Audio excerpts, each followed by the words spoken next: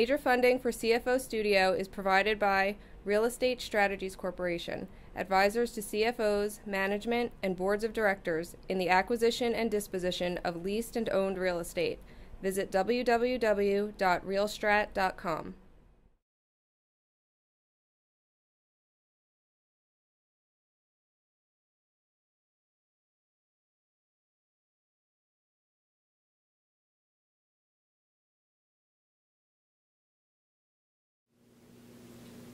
Hi, this is Andrew Zizas, your host at CFO Studio. I have the pleasure of being joined today by Mr. Michael Eldredge. Mr. Eldredge is Chairman and CFO of American Sensor Technologies. Mike is here today to talk to us about the mid-cap CFO, entrepreneur, and orchestra leader. Mike has also recently been named the 2011 NJBiz CFO of the Year Award finalist. Mike, it's great to have you here on CFO Studio. It's great to be here today, Andy. Thank you for inviting me. Mike, it's been our experience that mid-cap CFOs are probably among the most diverse executives in corporate America.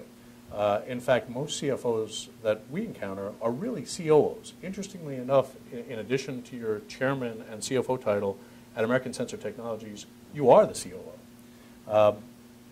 Given that diversity and the breadth of expertise that's required of a mid-cap CFO, what should the role of the CFO be in that kind of company?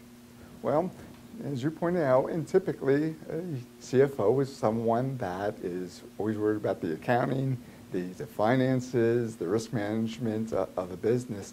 However, but more importantly, and take someone with broader experience, can they come in and, as you pointed out, an orchestra leader in the organization, execute what is the business plan? What is the desire of the board of directors, the partners within your business? Are you helping bring to the party a host of talents that you can now also bring to your staff, encourage your managers in running your business?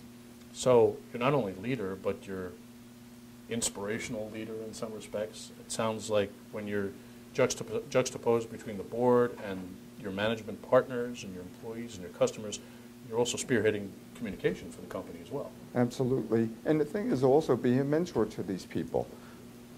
Show them what your expectations are. What you expect of them. What I expect of them and what they expect of me in return.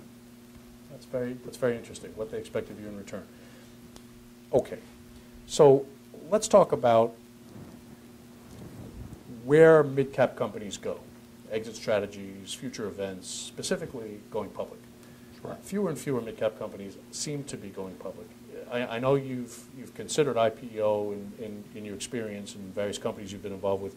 Tell me why mid-cap companies are staying away from going public. Well, there's several reasons. One is the cost of going public, having the books and records of the organization in place for years that could be audited to set the stage for going public. But it's also the cost of maintaining going public, and then what you're focused on is quarterly expectations of the shareholders and not really focused on running your business. You know, a quarter does not create a trend within a business. It's really what is on the broader scale of what the accomplishment is going to be of the organization. But worse yet, in a public forum, how much information are you required by statute and law to disclose that's in the hands of your competitor? Oh, that's very interesting. So you basically have to maybe give up the recipe to the secret sauce. So to speak, yes. And I heard you loud and clear that what it does is it basically takes management's focus off the ball. It takes their eye off the ball in terms of growing the business and puts them into a position of having to be reporters. Exactly. And you start to become more focused on, yes, the shareholder return and that you're pleasing your board of directors. But the problem is you start doing that and you take your eye off the ball is the business takes on a different course. Yeah. If the business can be focused on the business plan and what you've set out to do by natural growth of the business, by natural profitabilities that come off from that, shareholder value will be returned. I agree. To that end, reporting.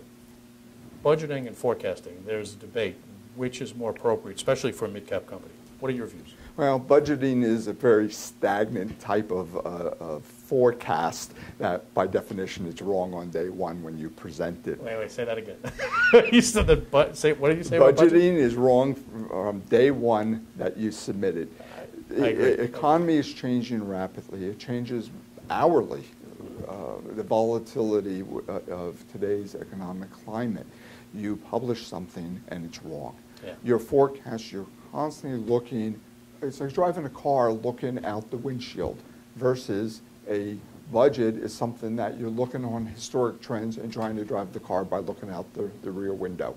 You have to look forward and always be ready to make decisions, sometimes on the spot, and you hope it's going to be the right thing. So you're a very strong proponent of rolling forecasts versus budget. Absolutely. Okay, that makes sense. I understand that.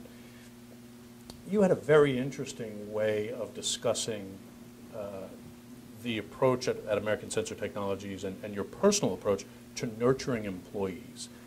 It was not necessarily hiring and paying for experts, but it was something about growing experts. Tell me your view about that. Well, as a young company, particularly a smaller company up to a mid-size, you can't always afford to employ the top-notch person in their field with the high salary and the high benefits that go with it. Sometimes you have to be able to find a diamond in the rough, so to speak, and mentor them and nurture them. So as your company is growing, hopefully you could bring that person along with you and not create too much of a gap between their abilities and knowledge and the needs of the business.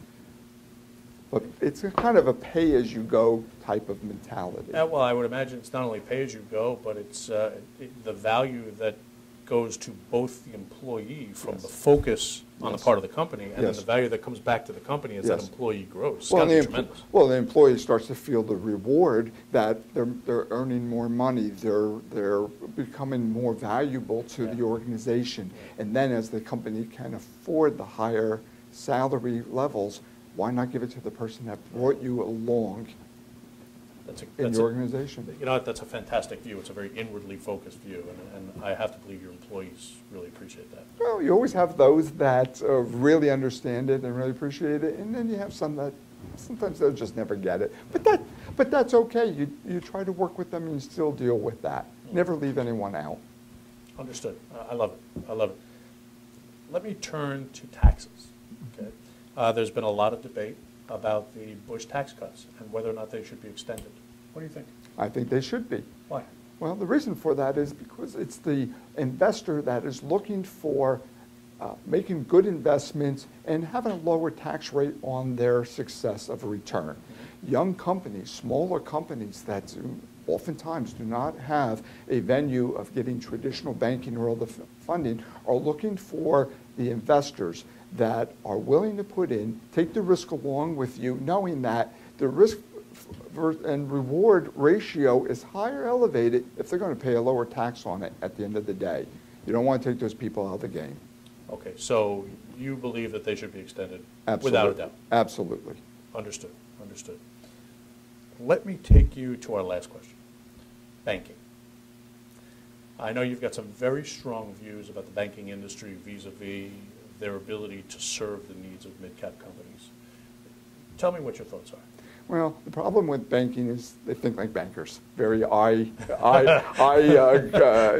think like bankers. They think like thinkers. That says a lot, by the way. Yes, they're very risk adverse, looking for guarantees. There's no guarantee in life, but they try to build a program that would be the most guaranteed loan or investment that they could ever make.